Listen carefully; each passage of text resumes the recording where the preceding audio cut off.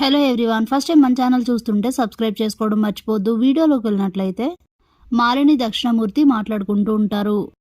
శివనారాయణ పోటీకి దిగుతాడని అనుకోలేదమ్మా అని అంటే, బాబాయ్ సంగతి తెలుసు కాబట్టే కదా మిమ్మల్ని ఫోన్ చేసి మాట్లాడమన్నాను. అంతా మంచి జరుగుతుంది మావయ్య, మనం అనుకున్నట్లుగానే జరుగుతుంది అని అంటే, ఎక్కడైతే మొదలు పెట్టాడో శివనారాయణ మళ్ళీ అక్కడికే తీసుకురావాలని అంటాడు. మనం ఖచ్చితంగా అంతకన్నా కింద స్థాయికే తీసుకొచ్చి మనం ఏంటో చూపిస్తాం.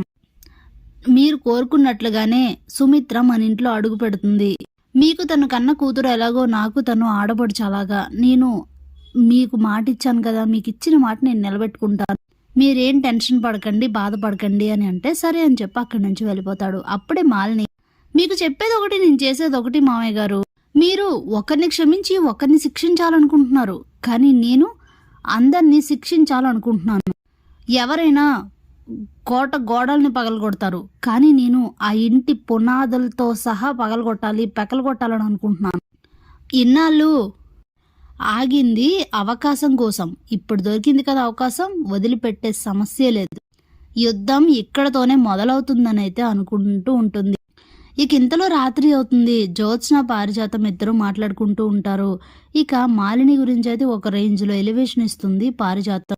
మాలిని అంటే ఏమనుకుంటున్నావు, చీర కట్టుకున్న కట్టెల పాము లాంటిది, మెట్టెలు పెట్టుకున్న ఆడ పులి లాంటిది, ముందు చెప్పేది ఒకటి వెనక చేసేది ఇంకొకటి, వాళ్ళ మామయ్య అంటే తనకన్నా దారుణం అని అంటే బాగానే ఎలివేషన్ ఇచ్చావు గానీ ఓవరాల్గా మనకి మంచి జరిగింది గ్రాని అని చెప్తుంది. అదేలా అని అడిగితే, ఇప్పుడు సీఈఓ ఎవరు, దీప కదా, ఇప్పుడు ఈ పోటీకి దిగుదామని మొదట అడిగింది ఎవరు, సూరజ్ కదా, ఏం తేడా వచ్చినా ఇప్పుడు వాళ్ళనే కదా అంటారు.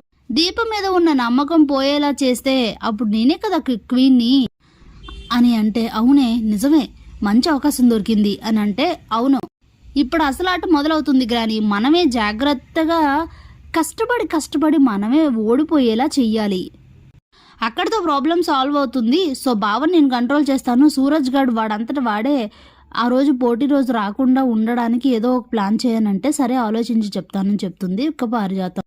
పోటీకి 2 రోజులే ఉండడంతో ఎవరి విధంగా వాళ్ళు అయితే ప్రయత్నిస్తూ మొత్తం అంతా కూడా రెడీ చేస్తూ చెఫ్ని రెడీ చేస్తూ అన్నీ చేస్తూ ఉంటారు. ఇక మీటింగ్ రోజు రానే వస్తుంది. కరెక్ట్గా అక్కడ వంట కుక్ చేయాల్సిన టైం వస్తుంది కదా, అంటే ఏమైతే అనుకుంటారు, 2 వంటల మధ్య కదా పోటీ అని అనుకుంటారు. సో చక్కెర పొంగల్ని అయితే ఫైనల్ చేసి అటు వాళ్ళు చక్కెర పొంగల్ కుక్ చేస్తారు, వీళ్ళు జోష్న వాళ్ళు కూడా చక్కెర పొంగల్ కుక్ చేస్తారు. అయితే చక్కెర పొంగల్ చేయాల్సిన, అంటే ఆల్రెడీ తెలిసిన చక్కెర పొంగల్ చేయాల్సిన మొత్తం మెలకువలు దీప ఎలా చేస్తుంది ఏంటి అనేది మొత్తం అన్ని కూడా ఒక చెఫ్కి నేర్పిస్తుంది. ఆ చెఫ్ అయితే సడన్గా షాక్ ఇస్తాడు. మా ఇంట్లో వాళ్ళు ఎవరికో హెల్త్ బాగాలేదు, నేను రాలేనని చెప్పి సడన్గా ఫంక్షన్కి వెళ్ళిన తర్వాత కాల్ చేసి చెప్తాడు. అప్పుడే సూరజ్ అయితే హ్యాపీగా నవ్వుకుంటూ ఉంటాడు. మరోవైపు జ్యోత్స్న కూడా సంతోషిస్తూ ఉంటుంది. అప్పుడే ఊహించని షాక్ ఇస్తుంది దీప అందరికి. అప్పుడు వేరే చెఫ్ని అయితే పిలుస్తుంది. ఇక అప్పుడే జ్యోత్స్న, అదేంటి అలా ఎలా కుదురుతుంది, వేరే చెఫ్ని పిలిచావు, ఇప్పుడు దాన్ని సరిగ్గా చేయకపోతే అని అంటే, ఎవరి ప్లానింగ్స్ వాళ్ళకు ఉంటాయమ్మా, ప్లాన్ ఏ ఫెయిల్ అయితే ప్లాన్ బి అనేది అయినా వర్కౌట్ అవుతుంది కదా, ఒక్కడికే కాదు, అందుకే ఇలా జరుగుతుందని 3 చెఫ్లకి ఒకరికే మీ అందరికీ తెలుసు, ఇంకో 2 చెఫ్లకు కూడా నిన్నే జాగ్రత్తగా ట్రైనింగ్ ఇచ్చి వదిలేశాను, కాబట్టి ఇప్పుడు ఏ ప్రాబ్లం లేదు, శివ నువ్వు వెళ్ళి కుక్ చేయి అని చెప్తే, ఇక శివ వెళ్ళి అయితే చక్కెర పొంగలి దీప ఎలా అయితే చెప్తుందో అలా అయితే చేస్తూ ఉంటాడు. అంటే ఎలా నేర్పించిందో అలా. దెబ్బతో పెద్ద షాక్ అయితే తగులుతుంది జ్యోత్స్న అలాగే సూరజ్ ఇద్దరికి. ఇంకోవైపు మాలిని గెలిచేది మేమే అని ఎదురు చూస్తూ ఉంటుంది. ప్లాన్ ఏంటి ఇలా ఫెయిల్ అయిందని ఇద్దరు టెన్షన్ పడుతూ ఉంటారు. ఇక వంట అంతా అయిపోయింది, అందరికీ ఫుడ్ అయితే ఇస్తారు చేతికి, అందరూ తింటారు. ఎవరిది బాగుందో వాళ్ళకు ఓటు వెయ్యండి అని చెప్తే ఓట్లు కూడా వేసేసి అందరూ పక్కకి వెళ్ళి అయితే ఉంటారు. ఇక 200 మందికి పైగానే మామూలు నార్మల్ పీపుల్స్ని అయితే పిలుస్తారు ఈ ఫుడ్ టేస్ట్ చేసి డిసైడ్ చేయడానికి.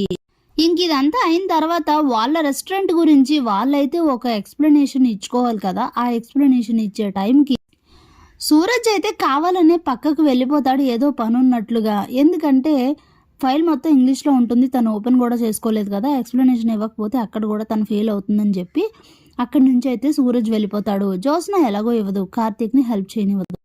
ఒక్కసారిగా ఇదంతా చూసిన దీప అస్సలు టెన్షన్ పడకుండా ముందుగానే కార్తీక్ చెప్పినట్లుగా ప్లాన్ అయితే అమలు చేసుకుంటుంది. కార్తీక్ ముందుగానే ల్యాప్టాప్లో ఫైల్ ఎలా ఓపెన్ చేసుకోవాలి, ఏం చేయాలనేది అయితే తనకి నేర్పిస్తాడు. అలానే ఫైల్ మొత్తం ఎలా ఎక్స్ప్లెయిన్ చేయాలనేది కూడా మొత్తం అంతా ఆ ఫైల్ని తెలుగులో రెడీ చేస్తాడు. ఇక తెలుగులోకి ఆ ఫైల్ అయితే రెడీగా ఉంటుంది కాబట్టి ఓపెన్ చేసి చక్కగా తనకు నచ్చిన భాషలో నీట్గా తన రెస్టారెంట్ క్వాలిటీ అలాగే ఫుడ్ మెయింటెనెన్స్ అంతా కూడా కళ్ళకు కట్టినట్లుగా చూపిస్తుంది జనాలకి. ఇక అందరూ జ్యోత్స్న రెస్టారెంట్స్కి మంచిగా ఓట్లు వేయడంతో జ్యోత్స్న రెస్టారెంట్ అయితే best restaurant of the year award అయితే గెలుచుకుంటుంది.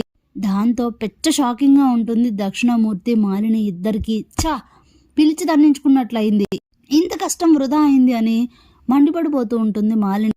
ఇంకోవైపు జ్యోత్స్న కూడా ఇంతలా ప్లాన్ చేసినా సక్సెస్ అవ్వలేదేంటి అని అనుకుంటూ ఉంటుంది. ఇక సూరజ్ అయితే సారీ అమ్మ, నేనేం చేయలేకపోయాను, ఇంతలా ప్లాన్ చేసినా కూడా ప్లాన్ ఇంత తిప్పి కొడతారని అస్సలు అనుకోలేదని అయితే షాక్లో ఉండిపోతాడు. శివనారాయణ ఆనందానికి అసలు అవదలే ఉండవు. పిలిచారు కదా, ఎప్పుడులానే జ్యోత్స్న రెస్టారెంట్ మరోసారి ది బెస్ట్ అని ప్రూవ్ చేసుకుంది. వాళ్ళ మొహాలు చూస్తేనే అర్థమవుతుంది వాళ్ళు ఏమైపోయారనేది. ఇక మనం ఏమనక్కర్లేదు పదండి అని చెప్పి శివనారాయణ వీళ్ళందరినీ తీసుకొని అయితే అక్కడి నుంచి వెళ్ళిపోయి ఇక ఈ హ్యాపీనెస్ని అయితే సెలబ్రేట్ చేసుకుంటూ ఉంటాడు. ఎప్పుడు best restaurant of the year award వచ్చిన దానికన్నా కూడా ఈసారి డబల్ హ్యాపీగా ఉంటారు శివనారాయణ దక్షిణామూర్తిపై గెలిచినందుకు. ఈ విషయం ఇంటికి వచ్చి చెప్పేసరికి సుమిత్ర కూడా చాలా హ్యాపీగా ఫీల్ అవుతుంది. దీపని అయితే హగ్ చేసుకొని ముద్దు పెట్టి చాలా చాలా చాలా థ్యాంక్స్ దీప, నా నమ్మకాన్ని నిలబెట్టావు అని చెప్పి పొంగిపోతూ ఉంటుంది. ఇది చూసి జ్యోత్స్న అయితే ఉడుక్కుంటూ ఉంటుంది. Thanks for watching.